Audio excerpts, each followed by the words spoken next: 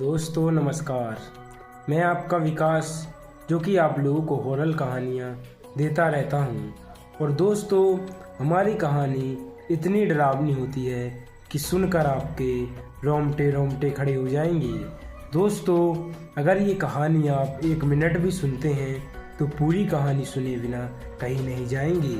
ज़्यादा समय ना गवाते हुए कहानी को स्टार्ट करते हैं। दोस्तों ये कहानी मेरे ही ऊपर डिपेंड करती है। दोस्तों मैं 5वीं कक्षा को अपनी पार करके 6वीं कक्षा में मुझे जाना था, लेकिन मेरे मम्मी पापा ने मुझे हॉस्टल में एडमिशन करवा दिया। फिर दोस्तों हॉस्टल में मेरा बिल्कुल भी मन नहीं लगता था।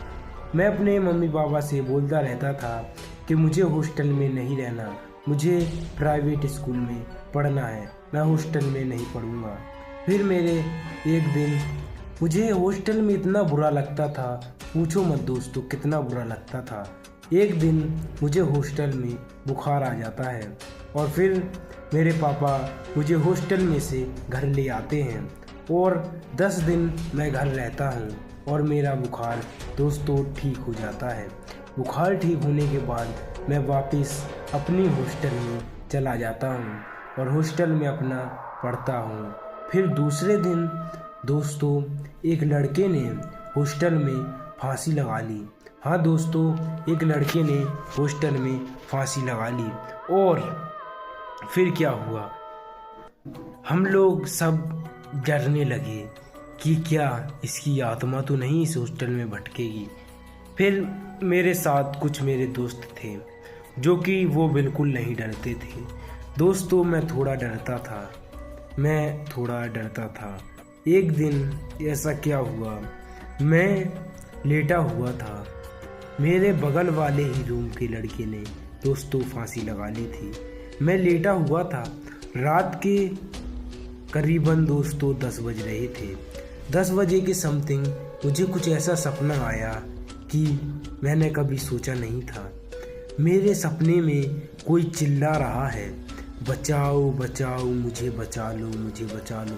ये सब सुनकर मेरी अचानक से नींद खुल जाती है और दोस्तों फिर मैं पानी पीकर लेट जाता हूँ और लेटने के बाद थोड़ी देर बाद मेरी नींद नहीं लगती। फिर मुझे बगल वाले रूम में से किसी की रोने की आवाज़ आती है। दोस्तों मैं देखता हूँ कि कौन रो रहा है इतनी रात को। मैं उठकर जाता हूँ और देखता हूँ तो दोस्तों जो मैंने देखा पूछो मत। मेरे सामने वही लड़का जिसने की फांसी लगा ली थी वो बैठा हुआ रो रहा है। मैं ये चीज़ देखकर बहुत ज़्यादा डर जाता हूँ।